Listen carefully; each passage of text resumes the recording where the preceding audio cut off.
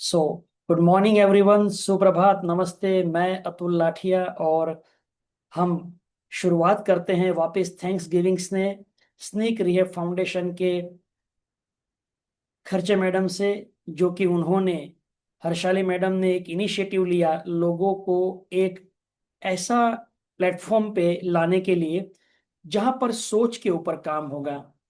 हम सभी की लाइफ में चैलेंजेस है, जैसे कल मैंने बात की थी, मेरी अपनी एक कहानी थी। हर एक व्यक्ति की अपनी एक कहानी है। हर एक व्यक्ति के पास लाइफ में कोई ना कोई चैलेंज है।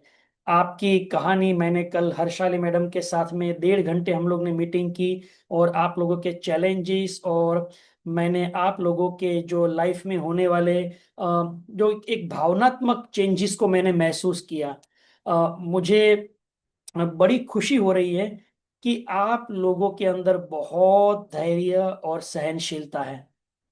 मैंने अभी तक लाखों लोगों को ट्रेनिंग दी है और मुझे सभी लोग बोलते हैं, सर हमारी लाइफ में बहुत चैलेंजेस है, बट कल मैं जब इनको सुन रहा था ना, तो मैं एक ही चीज का शब्द को उपयोग किया कि दुनिया में ना किसी ने भी ना चैलेंजेस का शब्द का उपयोग नहीं करना चाहिए, क्योंकि रियल चैलेंजेस तो आप लोग फेस कर रहे हैं।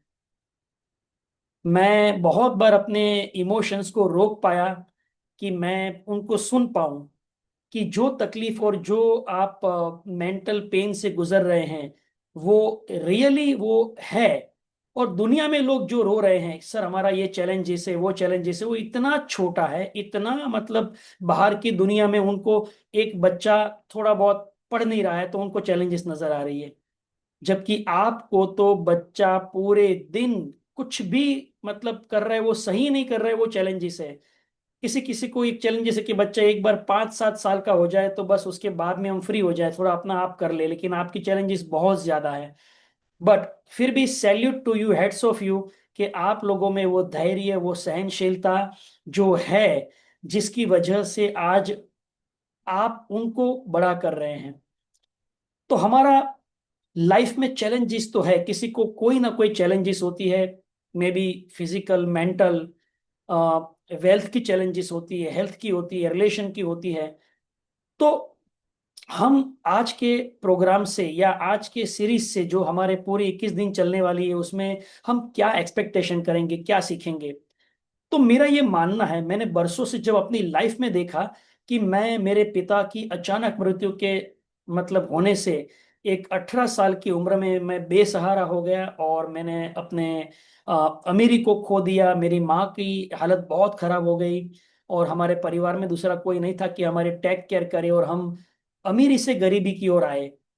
तो मैंने देखा कि मैं अपनी चैलेंजेस को लेकर बहुत दुखी हुआ, रोया, और जैसे मैंने कल बताया था कि कुछ नहीं हुआ तब तक कि जब तक मैंने अपनी सोच नहीं बदली।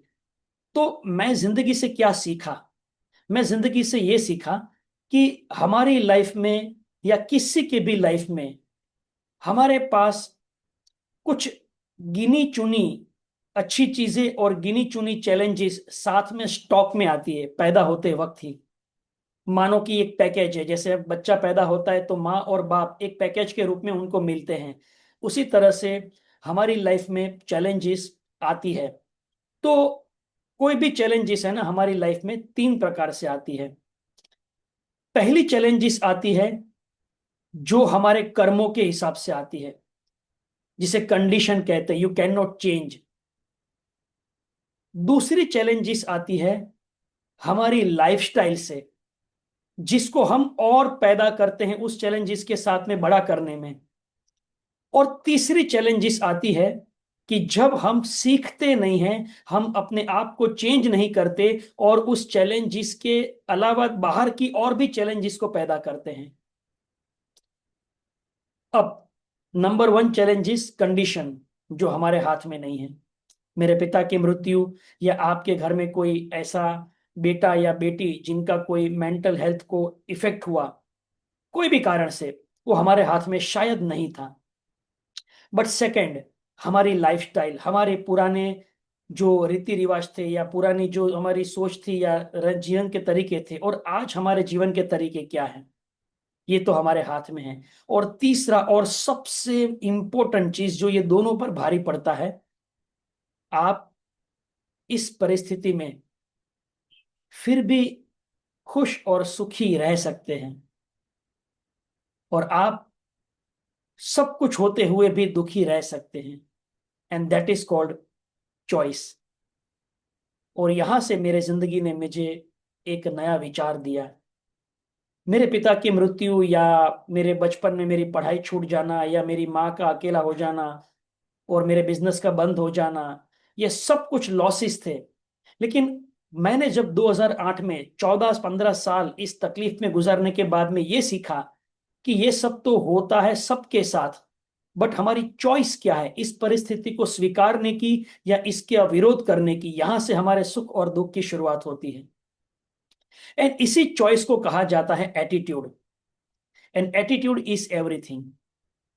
मतलब मैंने अपने जिंदगी में देखा कि जब मैं आगे बढ़ा, सीखते गया, तो मुझे पता चला कि कई दुनिया में ऐसे लोग थे जो पैदाइशी अपाहिज थे, पैदाइशी उनके मेंटली कोई इश्यू थे, या उनके फैमिलीज में कोई इश्यू थे, या उनकी लाइफ में कोई इश्यू थे, बट फिर भी उन्होंने अपने जिंदगी में जो चाहा वो पाया, जो तरक्की करनी थी वो की, और अपनी जिंदगी को एक नेक्स्ट लेवल पर लेकर गए।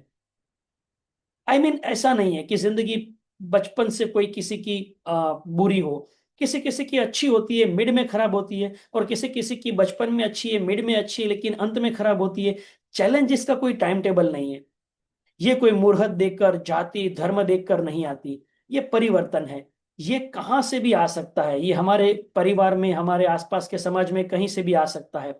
आप जरा सोच कर देखिए, उन लोगों की क्या गलती थी जो पहलगाम में घूम रहे थे, लेकिन किसी ने अपना पति खोया, किसी ने अपना बेटा, किसी ने भाई, किसी ने अपना पिता को खोया। क्या गलती थी उनकी? वो लोग अच्छे से अपनी छुट्टियां बिता रहे थे, और अचानक 10 मिनट में 26 लोगों को, 27 लोगों को मार दिया, कई लोग घायल हो गए। अचानक चैलेंजेस आ गई। Now what? अब क्या होगा? देश उसके साथ हैं, राजनेता उनके साथ हैं, लेकिन उनके दिल पर जो बीत रही है, उन्होंने अपने प्रियजन को उनके सामने गोली खाते हुए, मरते हुए देखा, उनके मेंटल लेवल पर कितनी असर हुई होगी। अब एक सवाल और, क्या वो लोग अभी जिए या मरे? क्या करना चाहिए उन्हें? जीना चाहिए या मरना चाहिए, या दुखी रहना चाहिए? It's about choice. जो हो गया उसके लिए हमारी गवर्नमेंट बहुत सख्त कदम उठा रही है। हम अवेयरनेस भी के साथ में भी जिएंगे, लेकिन हमें जीना तो पड़ेगा ना। तो एटीट्यूड क्यों एक चॉइस है? तो व्हाट इज एटीट्यूड? तो जिंदगी में मैंने एक चीज सीखी कि बाहर की दुनिया में जो कुछ भी हो रहा है ना, वो देखने का हमारा नजरिया, ये हमारा एक एटीट्यूड। मैंने अभी तक देखा कि असली समस्या समस्या नहीं है, लेकिन जिस तरह से मैं समस्या को देखता हूं, ये मेरा नजरिया ही मेरा समाधान है या मेरी समस्या है। जब मैंने देखा कि मेरे पिता की 18 साल की उम्र में मृत्यु हो गई अचानक एक्सीडेंट में, तो मुझे भगवान पर भरोसा उठ गया कि तूने मेरे साथ ही अन्याय क्यों किया? मैंने तेरा क्या बिगाड़ा था? तब मेरा पहला नजरिया खराब हुआ भगवान के प्रति। फिर जिन लोगों ने हमें साथ देना छोड़ दिया, मेरा नजरिया उनके प्रति खराब हुआ कि लोग मतलबी होते हैं। फिर एक एक करके मेरी नौकरी छूटी, धंधा छूटा, तो मुझे लगा कि मेरा, मैं ठीक हूं, बाहर की दुनिया के लोग बहुत बुरे हैं। तो मेरा जो एटीट्यूड था वो तब तक नहीं बदला जब तक मैंने ये नहीं सीखा एक रहस्य, कि आपकी जिंदगी बाहर से अंदर की ओर नहीं बदलती, आपकी जिंदगी अंदर से बाहर की ओर बदलती है। अब दोनों में क्या फर्क है? बाहर से अंदर की ओर का मतलब क्या हुआ? बाहर कुछ अच्छा हो तो मैं खुश हो जाऊं, सारे रास्ते ग्रीन सिग्नल वाले हो तो मैं गाड़ी चलाऊं, मेरे परिवार के अंदर सुख शांति हो तो मैं खुश रहूं, मेरे पास पैसा हो तो मैं थोड़ा और आनंद करूं या पैसा कमाऊं, कोई मुझे समझे या मुझे सपोर्ट करे तो मेरा कुछ जीवन आगे बढ़ेगा। ये सब आउटसाइड इन अप्रोच है। मतलब कि बाहर से कुछ अच्छा होने की राह देखकर हम अपनी जिंदगी में अंदर कुछ पाने की या कुछ अच्छा होने की उम्मीद करते हैं। बट जब मैंने सफल लोगों की जिंदगी पढ़ी, उनकी चैलेंजेस को देखा, तो मैंने एक चीज समझा कि उनका एटीट्यूड इनसाइड आउट अप्रोच था। आई I मीन mean, मेरे पास पैसे होंगे, तो मैं काम करूंगा, या काम करूंगा तो पैसे होंगे। लोग मुझे साथ दे तो मैं सफल हो जाऊंगा। ये बाहर से अंदर का अप्रोच है। या मैं सफलता के लिए अंदर से मेहनत करूं ताकि लोग बाहर मेरी सफलता देखकर मुझे सपोर्ट करें। ये इनसाइड आउट अप्रोच है। तो इनसाइड आउट अप्रोच एक एटीट्यूड है जो मैंने अपनी जिंदगी में सीखा, जहां मुझे लगा कि मेरे जीवन में बाहर कुछ भी दिख रहा है ना, वो एक रिजल्ट है, एक आउटकम है। और उसके आउटकम को देखकर मैं अगर उस परिस्थिति का ठीक होने का इंतजार करूं, गवर्नमेंट मेरे लिए कुछ करे, मेरे परिवार मेरे लिए कुछ करे, समाज मेरे लिए कुछ करे, अच्छे दिन आए, अच्छी वातावरण, अच्छी सोच आए, तो मैं जिंदगी भर राह राह देखते रहूंगा। आई वॉज जस्ट वेटिंग कि कुछ अच्छा होगा। लेकिन अगर मैं इनसाइड आउट अप्रोच रखता हूं, तो मैं एक नजरिए से अपने आप को, अपने परिवार को, अपने बच्चों को देखता हूं। बाहर से अंदर की ओर देखने का मतलब ये होता है कि बाहर कोई मुझे और मेरे बच्चे को देखकर क्या सोच रहा है, तो मुझे दुखी और सुखी होना पड़ेगा।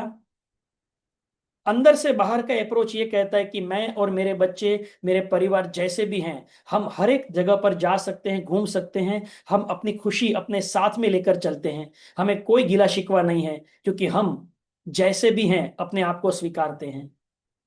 बाहर से अंदर की ओर का अप्रोच होता है कि लोग हमें स्वीकारे तो हम खुश होंगे, लोग हमें बुलाए तो हम जाएंगे, लोग हमें अगर इनवाइट करें तो हम अपने जिंदगी में समझेंगे कि हम काम के हैं।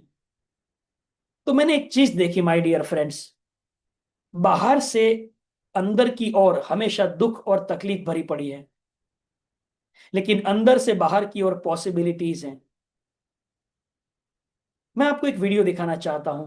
ये वीडियो रियल है, और ये वीडियो में आप ही मुझे बताइए कि बाहर से अंदर का अप्रोच था या अंदर से बाहर का अप्रोच था। It's all about attitude. और ये वीडियो ने हमेशा, जितनी बार मैंने देखा है, उसने मेरी लाइफ को ना एक नया सोच दिया है, मेरा एक हौसला बढ़ाया है, उसने मेरे एटीट्यूड को बार बार बदला है, और ये रियल स्टोरी है। I will share you after watching this, sharing this video. But क्या आपको वीडियो स्क्रीन पर नजर आया? ओके, मैं प्ले करता हूं। छोटा सा वीडियो है। इस वीडियो में आप देखना, आप एनालाइज करना कि क्या सच में इस व्यक्ति को बाहर से सपोर्ट मिला या अंदर से सपोर्ट किया उसने खुद को। ये छोटा सा 2 मिनट का वीडियो आपके सामने मैं प्ले कर रहा हूं। कभी नहीं भूल सकता, इसने जिंदगी हमेशा के लिए बदल के रख दी। मेरा प्लेन क्रैश हो गया था।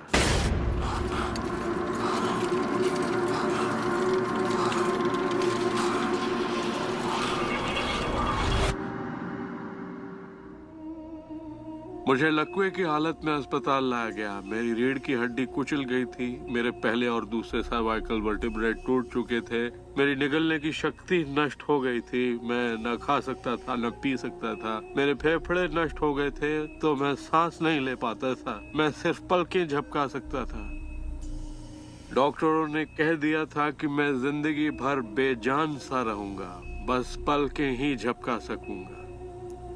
ये उनकी सोच थी, इससे मुझे कोई फर्क नहीं पड़ा। असल बात थी कि मैं क्या सोचता था। मैं अपने आप को एक नॉर्मल इंसान की तरह देखने लगा जो उस अस्पताल से चलकर निकलेगा। मुझे सिर्फ अपने दिमाग से काम करना था, और अगर दिमाग आपका साथ दे तो आप चीजों को फिर से समेट सकते हैं।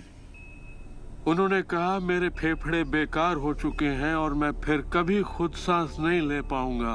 लेकिन अंदर से एक आवाज मुझसे कहती रही, गहरी सांस लो, गहरी सांस लो।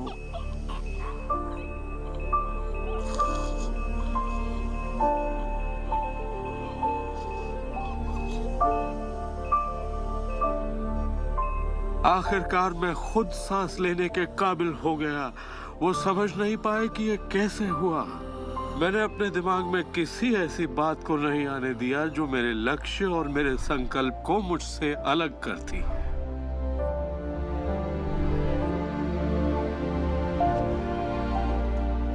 मैंने ठान लिया था कि मैं क्रिसमस के दिन अस्पताल से चलकर निकलूंगा। यही मेरा लक्ष्य था।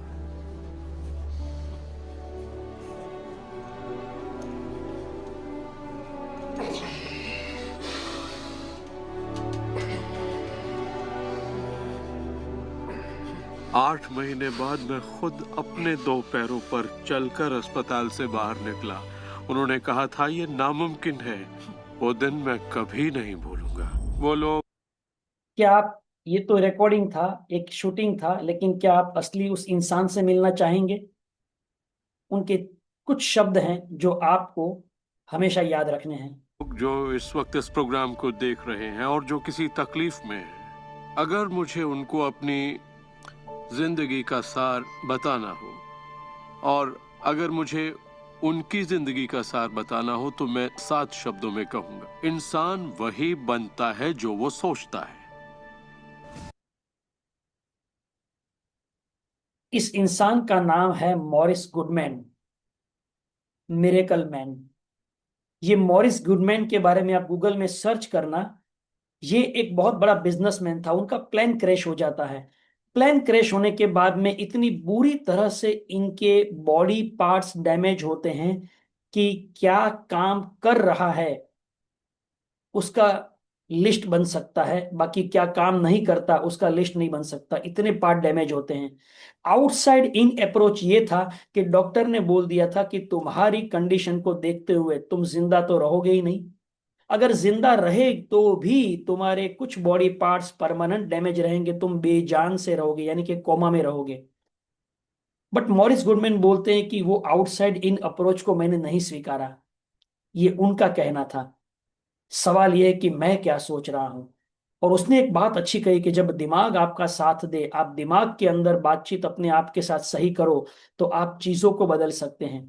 उन्होंने एक गोल सेट किया कि मैं क्रिसमस तक बाहर आ जाऊंगा, और 8 महीने के अंदर उन्होंने उस गोल को अचीव किया। उसने क्या किया? उसने अपने अंदर तीव्र इच्छा पैदा कर दी, मुझे इस अस्पताल से अपने पैरों पर बाहर निकलना है। और ये तीव्र इच्छा है ना, ये हमारे सबकॉन्शियस माइंड के अंदर एक आकर्षण, एक पावर पैदा करती है कोई भी चीज बदलने के लिए। आज आपके हालत कोई भी हो, आपके बच्चों के अंदर कोई भी कंडीशन हो, लेकिन अगर हमारे अंदर वो तीव्र इच्छा पैदा की जाए, उस नजरिए से हम देखें कि हम फिर से कुछ कर सकते हैं, हम हारेंगे नहीं, हम हिम्मत रखेंगे, हम हर वो चैलेंजेस जो डॉक्टर ने कहा है कि ये नॉट पॉसिबल, उसको नहीं स्वीकारेंगे, तो हम अपनी चैलेंजेस को भी ओवरकम कर सकते हैं। Life is only 10% how you make it, 90% how you take it. आपको दुनिया में ऐसे कई सारे लोग मिल जाएंगे जिसके लिए ये चीज में से बाहर निकलना असंभव है, लेकिन कुछ लोग मिलेंगे जिन्होंने इसे संभव करके रखा है, संभव करके दिया है। बट पहली चीज, attitude. Attitude is everything. Now attitude में वर्ल्ड ऑफ ड्युअलिटी आती है। ना what is world of duality?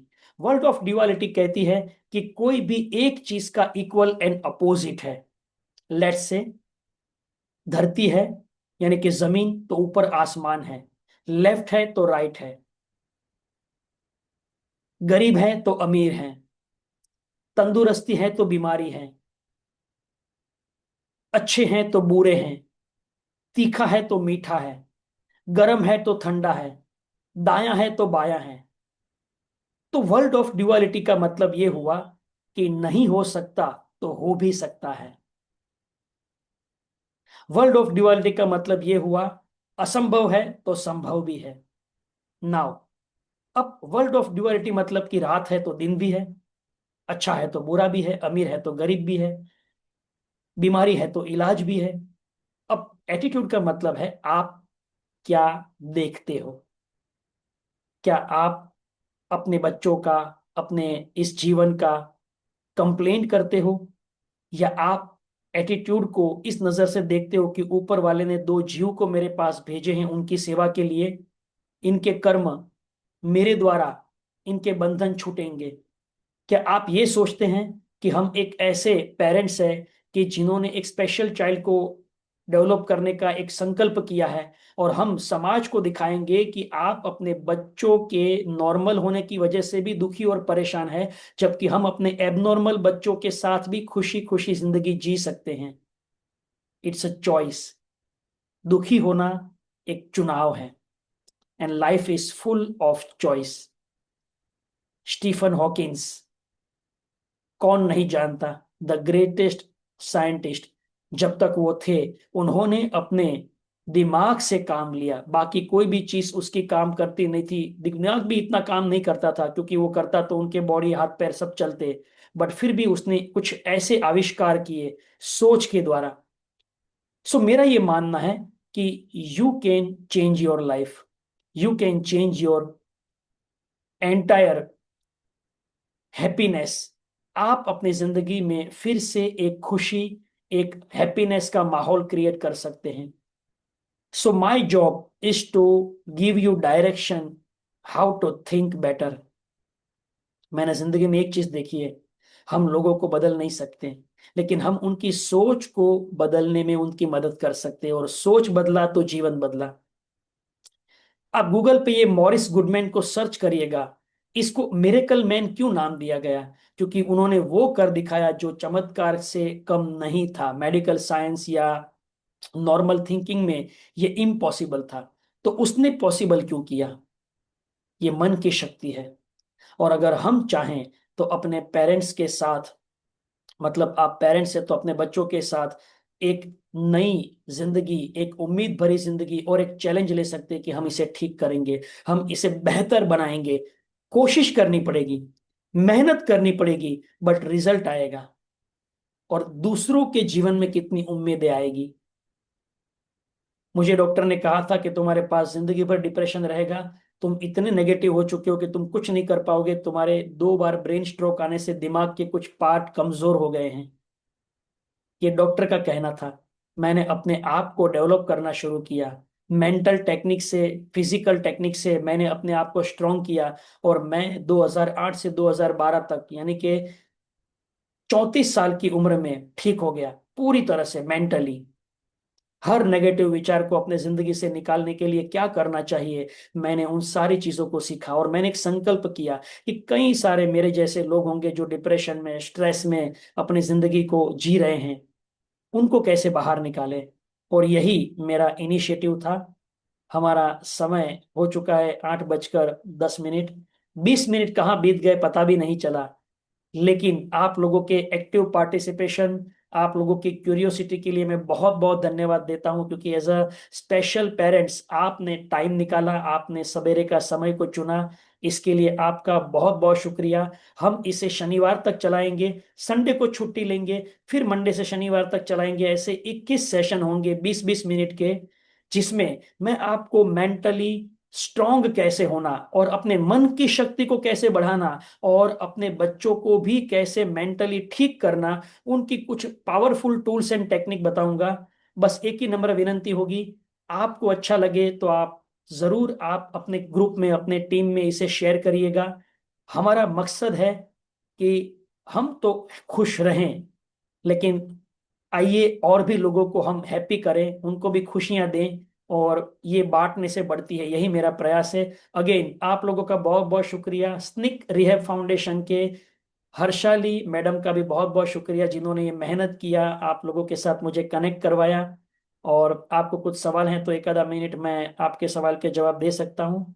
Thank you, thank you so much.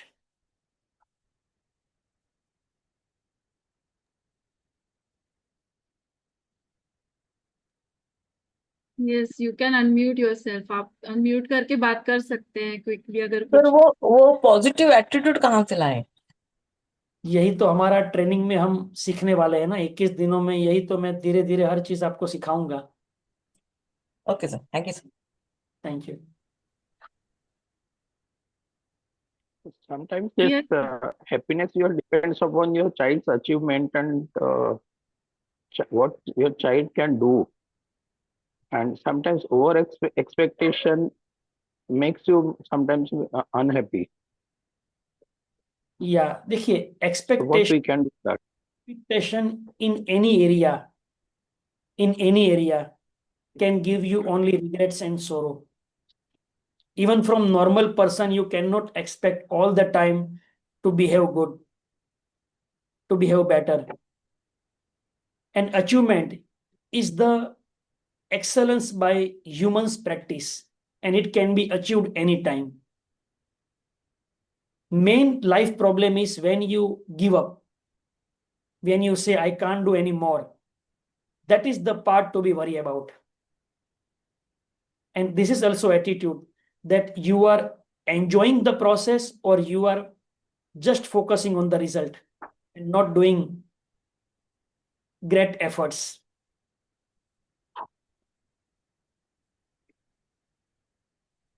Thank you. Thank you, Ashok.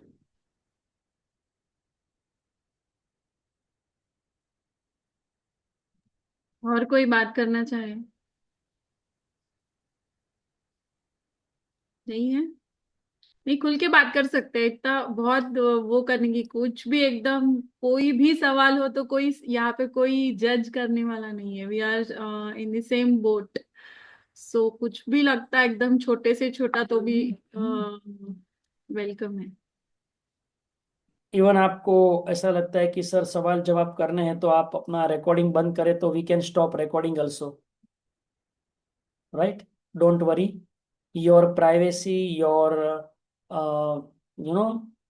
some secret talks are, we care for this. Don't worry about it. So, okay, I think that there is no more question. So we will meet again on tomorrow, same time, 6:45, 7:45. 7:45, yes. 7:45 we will meet and learn tomorrow something new. Okay, thank you so much.